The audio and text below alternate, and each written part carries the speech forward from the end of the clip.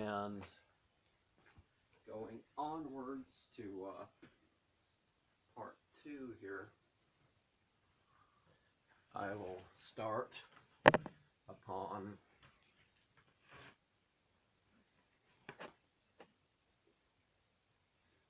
now these are the discs with the ace in the center, the princess, queen, king, knight, but the symbols are the old time, because, you know, these are now fire signs, and but the earth symbolism remains the same. Yeah, these.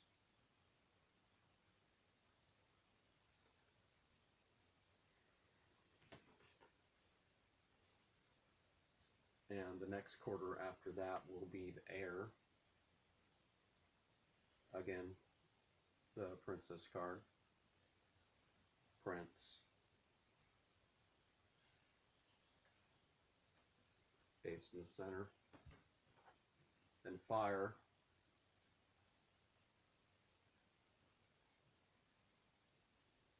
princess, and pink for astral, causal, soul, plane, and again, some of the symbolism is of the old, but the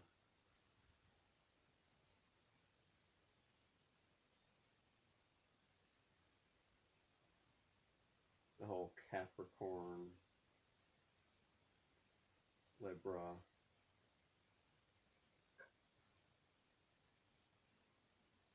Taurus thing kind of works out here. And then the final one of these 4 is the cups, and each of the things in here has a story, but I'm leaving that out. And in this bit, the king, the prince, the queen, and the ace of cups there.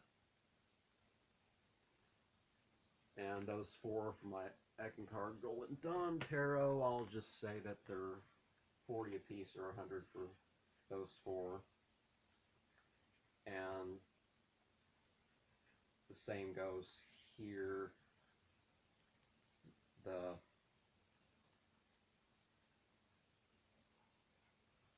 This is Earth and also Saturn. This is Sun. This is Jupiter. So disclose some of the more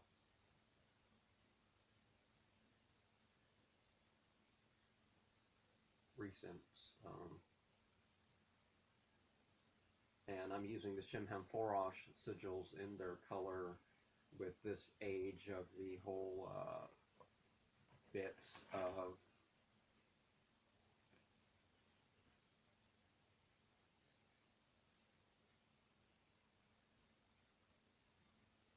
Libra, Aquaries, and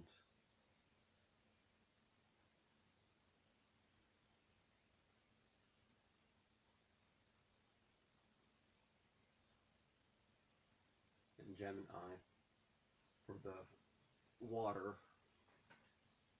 And I believe I've already pointed out the fire. But oh, I should say that those are the, you know, Wheel of Fortune, the sun, the universe, Empress, Hermit, Tower,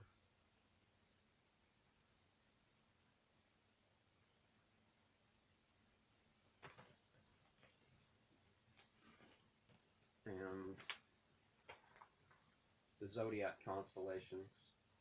She was born 9 years, 3 months, and 3 days after him in the same state. The Prince of Swords, sun sign, is Aries. This is true whether one makes the portions equal with equinoxes and solstices starting. The last third of the so-called fixed signs are one places them similar to Aquarius as February 16th to March 11th. Pisces is March 11th to April 18th. Aries is April 18th to May 14th. Taurus as May 15th to June 21st. Gemini as June 22nd to July 20th. Cancer as July 21st to August 17th. Leo is August 13th to September 16th. Virgo is September 17th to October 21st. Libra as November 1st to 23rd. Scorpio is November 24th to December 18th. Sagittarius as December 19th to January 19th. And Capricorn as January 20th to February 16th. The other equal portions can put the sun signs around the cross quarters as starting about 5 days beforehand or being 1/6 before that point, and the 5/6 afterwards. Either way would make the sun sign of the Princess of Cups Cancer, though some would place her as Leo. January 9th, 2013, left the Princess of Cups wanting the Prince of Swords to tell her more about what meaning is connected to the Zodiac signs and their compatibilities. He was unsure what he meant by their values, though. What she meant by their values, though. It could be the numbers of the tarot cards, starting with Aquarius as 17, 18, 4, 5, 6, 7, 11, 9, 8, 13, 14, 15. It could also be the values of those letters as the alphabet as 5, 100, 90, 6, 7, 8, 20, 10, 9, 50, 60, 70. As much as belief in astrology can affect action and character, such is the same with what signs are compatible. All sorts of character categories can find any combination of compatibilities and incompatibilities. It would all depend on the beliefs, attitudes, morals, and ethics of the people involved, just as certain paths will work for everyone if they know how to properly make it theirs. No two people are doomed to not get along based on what categories they are. The signs of Libra, Scorpio, and Sagittarius are the domain of the disc, our Pentacle Princess card. Sitting in the Pentacle, our disc card, and are symbolic of beauty, sensation, diamonds, and such. Capricorn, Aquarius, and Pisces are the domain of the Sword Princess card, sitting on the throne of the Sword Ace card and symbolic of the mind, thinking, spades, and air. Aries, Taurus, and Gemini are the domain of the Wands Princess card that sits on the throne of the Wand Ace card, and are the references to spirit, intuition, clubs, and fire. Cancer, Leo, and Virgo are the domain of the Princess of Cups card. Like all princesses, she sits on the throne of her ace. They refer to emotions, feeling, hearts, and water. Aquarius was Mulgula, or the Great One, and later Pa, or Pitcher, the Sumerians and Babylonians. Today, It is used to mean observation, planting, Lent, waiting, fasting, abstraction, conscious, humanitarian, detached, coldness, utopian, altruism, and scientific. The Sumerians and Babylonians called Pisces Mulsimak, or swallow's tail, and called it Denumu, or fish cord, later on. Currently, it is a symbol for swelling seed, psychic impulses, seclusion, purifying brain, serenity, potential, sensitivity, self-sacrifice, destiny, mysticism, reception, and karma. Aries was Muluchunga,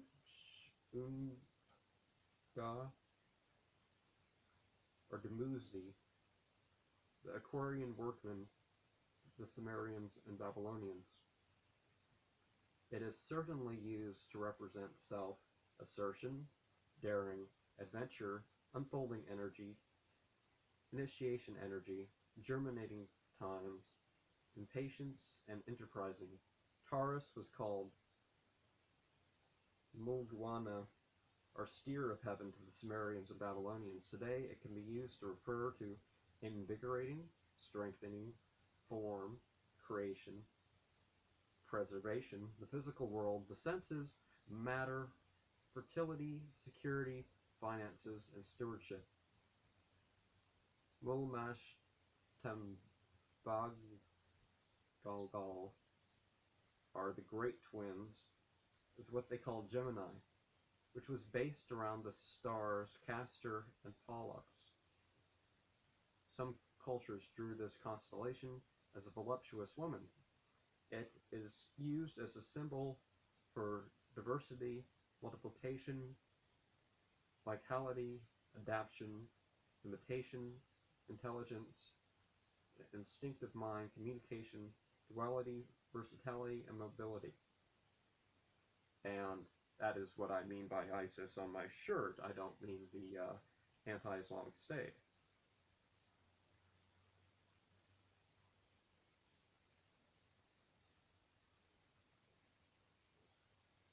The Sumerians called Cancer Mulalu, are the crayfish. It sees reference to the summer heat, mothering, fecundation, fertilization, feeling, emotions, mother, home, family, the unconscious, protective urge, possessiveness, and introversion. Mulargula is their name for Leo, or the lion, the symbol of ripe fruit, full energy, extroversion, harvest, power, self-expression, personal love, games, pleasure, ruling, proudness, and vanity. Virgo was called Mulabsin, or the furrow, for a sheaf of kernels, by the Sumerians and Babylonians. Today it is used to reference peak form, orderly storage, collection, selection, discrimination, purity, perfectionism, health, hygiene, an analytic mind, diet, and prudence. They call Libra Mulzibane, or the scales. It is used as a reference to balance, adjustment, thanksgiving, social persuasion, balancing, partnership, marriage, public relationships, enemies, yielding, and sublimation. Mungirtab, or the scorpion, was Scorpio to the Sumerians and Babylonians. It is currently a symbol of death, life of the seed, survival, endurance, the occult, losses, inheritance, regeneration, passion, separation, emotional intensity, dependency, and dying vegetation. Mulpabisang, Mulpab-il-Sag, or the soldier, was Sagittarius to the Sumerians and Babylonians, as a symbol of philosophy, sport, freedom, birth, repentance, being reborn, expansion, realization, aspiration, the higher mind, religion, hibernation, and advent, the inner life, thriving, and meditation.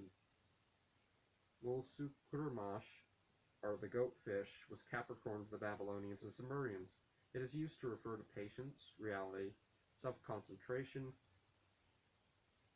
preservation, ego, perfected matter, objectives, organization, power, success, position, and government, said the Prince of Swords.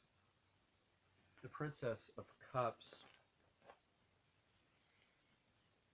asked, why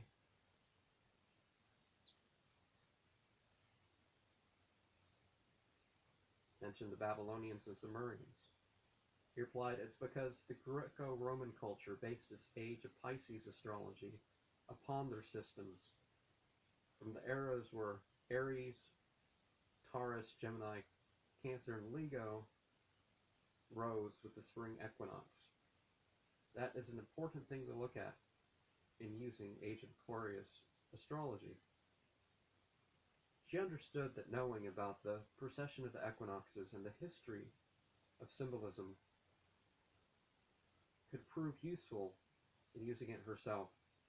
He was not sure if she understood how a system of correspondence can be beneficial to the mind and emotions, but she would show interest and be moved by such from time to time. And sure, the same. If one wants these, 100 for all three and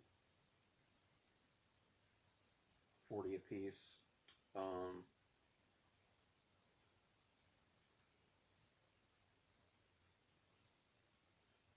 And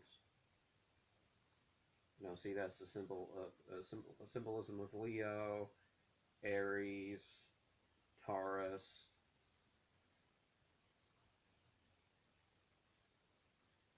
Cancer,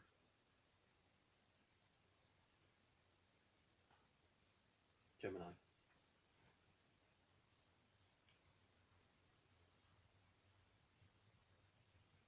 Capricorn, Sagittarius,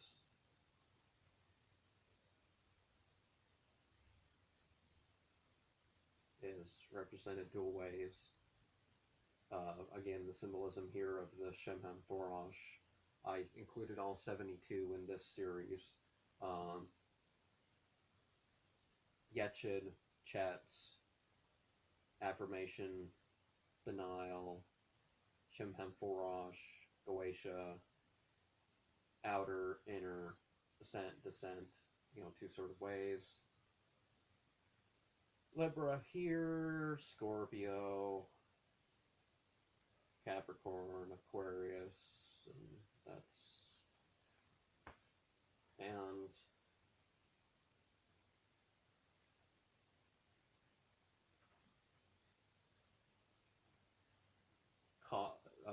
etheric. These two are Fakiti and Garahira on the physical plane, and the Yatan mental plane. The Fool, this is the air card, and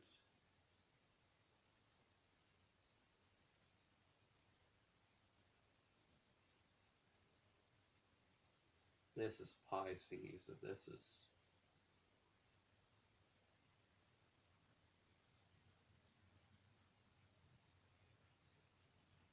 Mercury and Moon here.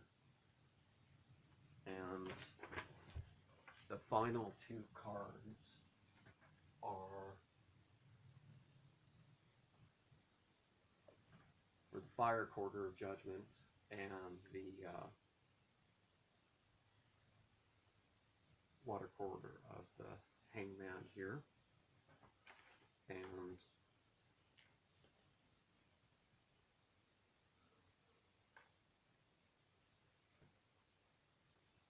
this one's deck Temple Chanhassen, and that's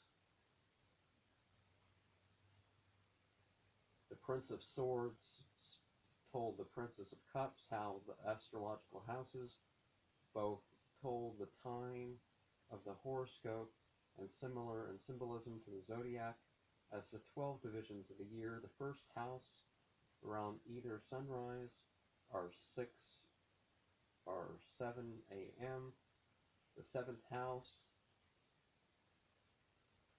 is around either sunset or 6 or 7 p.m. The 4th house is either around midnight or 12 or 1 a.m. The 10th house is either around midday or 12 or 1 p.m. As you can see, the order goes counterclockwise. I'm sure that the same system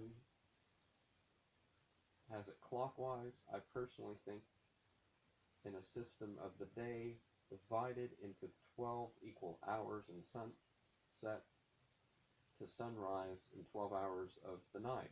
Some astrological house systems are equally divided as such. Most just divide it as into 2 hours out of 24 per house, 4 minutes per degree or minute, and 4 seconds per second. The attributions for the houses in order are: the first house is personal life and appearance. For the second house is finances and values. For the third house is siblings, neighbors, communication, and short journeys. For the fourth house is home and family. For the fifth house is leisure time, children, and affairs. For the sixth house is said to be health, vocation, and daily routines, partnerships, and relationships of all kinds. For the seventh house, shared resources, inheritance, and death. For the eighth house, travel, beliefs, philosophy, and long journeys. For the ninth house, career, aims, social status, and environment. For the 10th house, friends and social activities. For the 11th house, and for the 12th house, unconscious thoughts, secrets, and institutions. As you can see, it is similar but requires more detailed information to use its symbolism and an appropriate or accurate way. Al-Quran 85:1 can be said to mention the house stars, among other things, but not as a grounds to predict the future or as a guide to the unseen. Muhammad the Prophet is said to have claimed the loss of merit of 40 days of prayer for the one who has disbelieved to the extent of consulting a soothsayer or other form of priestcraft. Alephius Levi used to say, "A wise man never consults an oracle, he controls it." There's a difference.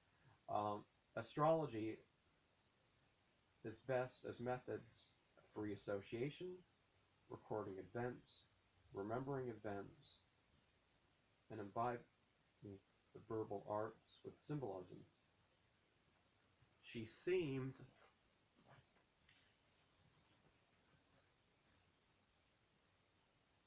to understand and agree that fate was determined by God instead of patterns.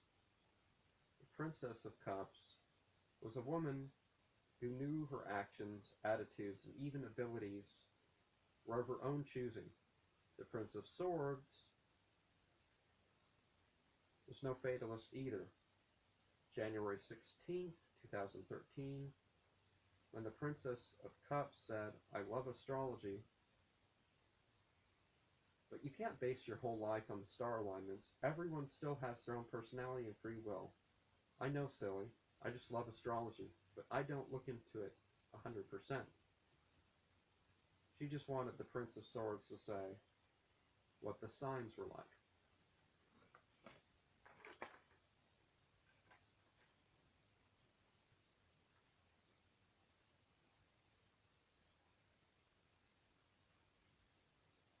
He visited in the mornings of January 29th and February 11th of that year, with no mention of the subject of symbolism and story with the stars and planets.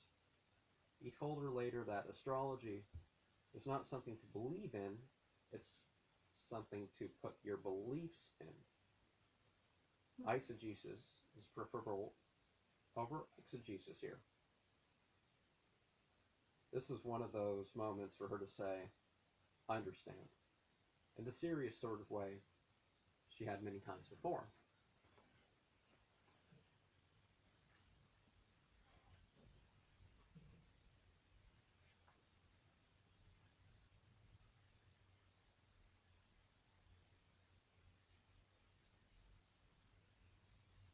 Islamic tradition and astrology.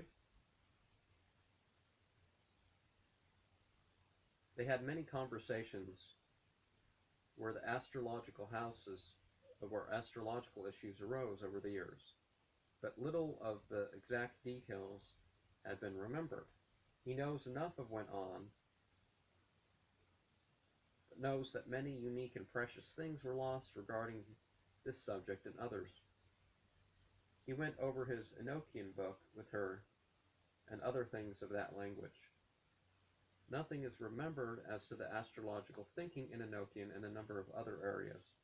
Vedic astrology and how, at least the Western astrology, was based on the Yazidi belief system or influenced by them were of those things discussed. The important thing here is how he differentiated between popular Islam and actual Islam with her. The Prince of Swords said the early opposition's traditional astrology in this age relied more on faith in Al-Quran and the teachings of Prophet Muhammad. Conjecture was also more of a reason for opposition than was empirical data. Some of these refuters were Al-Farabi, Ibn al-Haytham, and Abu Rayhan al-Biruni, and Averroes.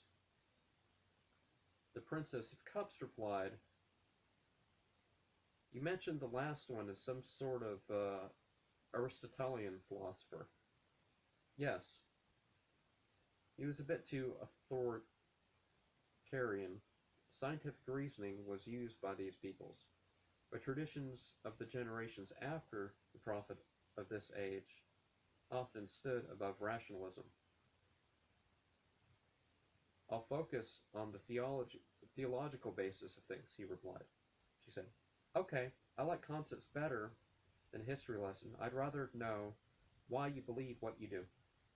The Prince of Swords started by saying, Prophet Muhammad listed off superstitions with no validity, and among this was no star.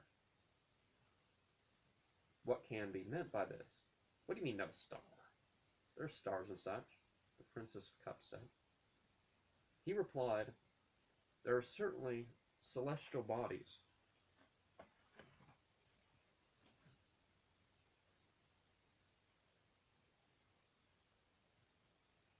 Such as stars. It is a context thing. In one story, Muhammad stood before the people that included those who attributed rain to a celestial alignment.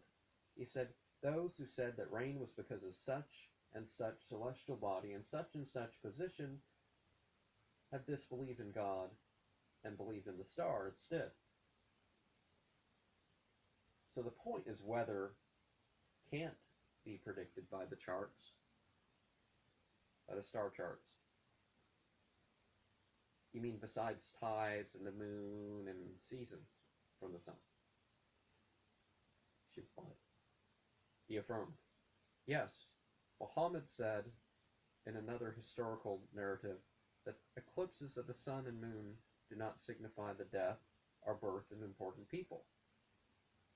How can we then say they are mark of any significant events beyond the fact that star charts can be used to record dates and times? She replied, we can't if that's true. The Prince of Swords continued, we are taught that the soothsayers are wrong by saying what they say, even when they are correct. Muhammad said, the one who consults a fortune teller will not have 40 days and nights of his ritual prayer accepted. So a Muslim can't even read that part of a magazine out of boredom? She asked. No, he replied. Whoever involves himself in supporting a priestcraft practitioner or an evil magician and believes in their sayings has disbelieved in what has been revealed to me, said Muhammad another time. This is certainly a form of the falsehood, trickery, playing with the fire, fallen angels, and evil magic that one is not to take part in, or one gets a share of one of the hell realms in the hereafter. How, then, can one justify personally determining the nature of or predicting events by looking at charts? She responded. I guess one has to know what the real situations are. He asked, how can we take guidance from such unclear sources? She replied, I know people say a lot of different things about the same symbolic stuff, and we should probably make decisions on things that make more sense. The Prince of Swords continued, astrology, or account of the stars, with words, or words about the stars can be said to be a mythological or poetic use of astronomical information. Poetry and symbolic arts are not wrong or right in themselves. Muhammad was afraid that one of the things to happen in this age was that people would corrupt their monotheism by falsely claiming knowledge with the celestial bodies. The Princess of Cups asks, how do I figure out if something is part of what is right and wrong by that system? He replied, so there are a few questions to ask. Is the storytelling or symbolic language honest? Are the words free of evocation of more than those present? Is the process free of worshiping other than God? She answered, yours seem to be, but usually astrology isn't. He continued, they call a lot of things that happen in Islamic majority countries, or are done by some people that are called Muslim, popular Islam. Existing in a Muslim majority doesn't mean a Muslim do it. A Muslim doing something that is somehow in accord with submission to God are an expression of peace. Surrender Islam. She replied, that sounds like what you say about political Islam not being real. The Prince of Swords continued, we are taught to be careful in our speech, lest it be as sihr or evil magic or illusion. Are our words to instill fear and other negative emotions? Are they to promote disbelief in sin? Are they given power in themselves, as when casting charms and making amulets? The Princess of Cups answered, no, and I get that your art and stuff is meant to encourage good and truth, or speak against something wrong. We should sit down with more of your art sometimes. I know you mean for it to be used and it say things. It's interesting stuff, I must say so. He responded, we will meet again if God wills it. We should also ask, are we seeking to figure out things other than our own personal correspondences and the correspondences of others by free association or research? Are we assuming causal relationship without proper proofs? Are we claiming things in the heaven or their combinations to have power to supersede God's orders? Do we control such oracles, or do they control us? She answered, so you are saying it is our thoughts and feelings people really explore in the art of astrology? It makes sense that if God is creator and sustainer, the natural law would be as God wants. You seem to work with the symbols of a lot of cultures and religions, however you want, instead of automatically doing as it says. Sometimes I understand our feel things differently when he used mythology to say it. Yes, he answered. I'm glad that we seem to understand each other more through subjects like this. And the last chapter here is Al-Quran and the Lowest Heavens. Inasmuch as one could start by describing the size of the universe with such things as Muhammad saying, the lowest heaven has the stars we see, and each of the 7 heavens compared with the one inside it is like casting a ring in the desert, all start upon Al-Quran 67:5, said the princess. Says the Prince of Swords. Okay, tell me more about astrology, though, said the Princess of Cups. He continued by saying, in this verse, we are told that the lowest of heavens is adorned with lamps, and some of these are used as projectiles against the devils. Aside from the mention of humans and fire beings being punished by shooting stars, we can also translate the idiom as it is used as a figure of speech,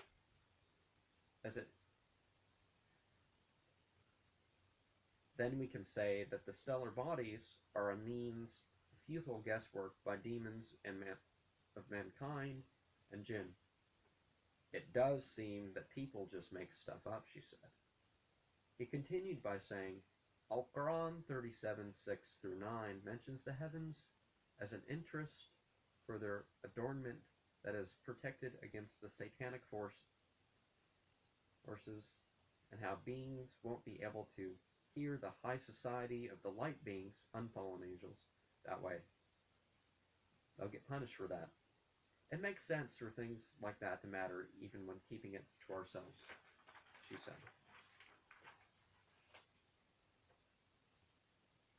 He continued by saying, Al-Quran 15:16-18 mentions this as the setting up of a mobile structure with constellations and big stars. It's made secure, and some of the result of those trying to learn the unknowable can be seen. So the material universe shows signs of what goes on in the spiritual world, she asked. He replied, yes, but we have to be careful in our claims of what exactly things are signs of. The Prince of Swords and the Princess of Cups spoke another night. This time, he brought up a story. Al-Quran 37:83-99 mentions Ibrahim, or the Prophet Abraham, and how he talked to his father and his people about what they worshipped. Ultimately, he continued turning to God for guidance. During all this, he took a careful look at the stellar bodies in the sky, declaring he was sick of it. They didn't like him being critical of their idolatry. He escaped their plans to burn him, and he fled to further comfort. She asked, you mean they tried to kill him, and then he left the area to have religious freedom? Yes, he said. Al-Quran 6:74-81 has this story too, but it also says that God gave Abraham insight about the heavens and the earth, as well as a certainty. He started to question before the people if a big planet or star he saw was his Lord. When it set, he asked about the moon. When that set, he asked about the sun. With each, he spoke about how a divine Lord does not set. Finally, he declared how that worship is misassociation with God, and how nothing can harm or benefit without God's permission. So, whatever something is, it is only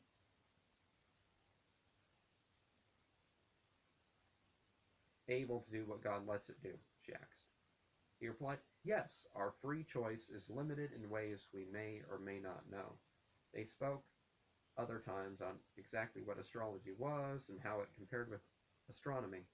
The Prince of Swords says, astronomy began to be spoke of as separate from astrology long ago. The Prince of Swords said. The Princess of Cups questioned him on the reason. He talked about how it was to distinguish between science from religion, even though many paths tried to keep them together or did consider them part of the same truths. Al-Quran 694 mentions how the stellar bodies can be used for guiding travels on land and seas. She replied, I've heard of how people look for the Big Dipper, the Little Dipper, the Lazy W, the North Star when they are lost.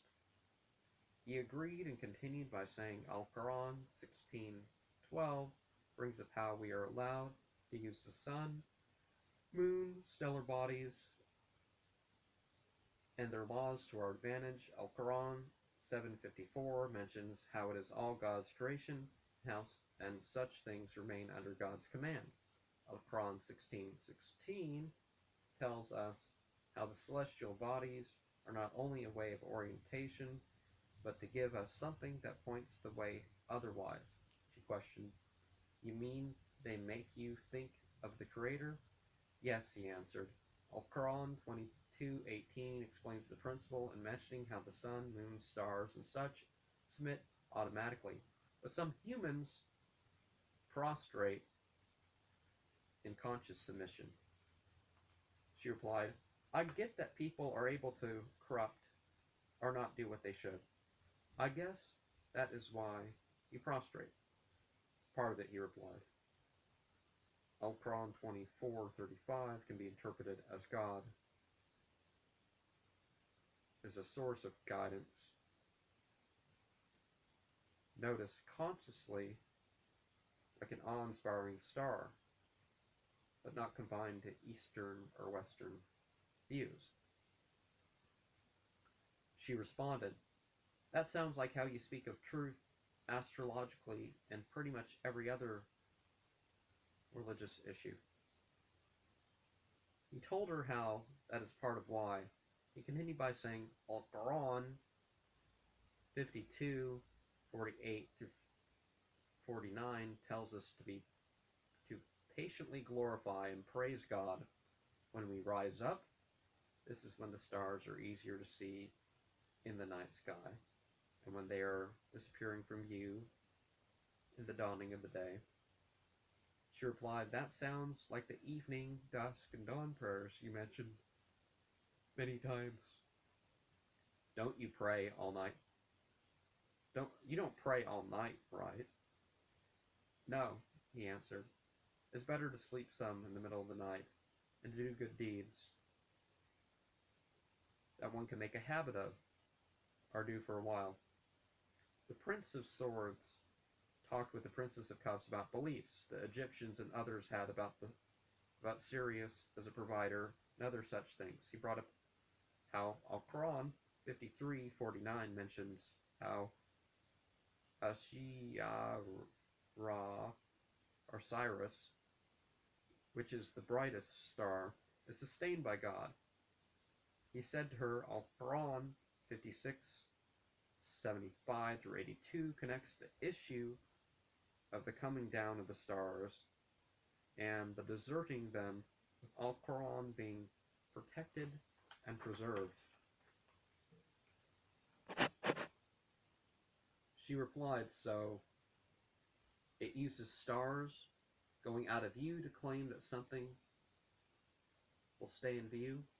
That's interesting. The Prince of Swords continued by saying, Al-Quran 81:15 through 21 draws attention to the cycles of the heavens and uses it to call to the reliability of a message sent from God to Muhammad. The Princess of Cups asks, You mean Al-Quran? Yes, he answered. I'm sharing what I believe, why, and what I do with it. I will never require or try to make you do that same. I do, however, hope that I can be a means to influence you towards some good or truth. You have, but I'm stubborn, she said. He continued, In your own due time, We should use knowledge to point us towards what we should have faith in, or merely believe while seeking more knowledge. There are many amazing scientific truths in Al-Quran. There are 10 verses that can used literally to refer to the black holes, and the white holes are mentioned too.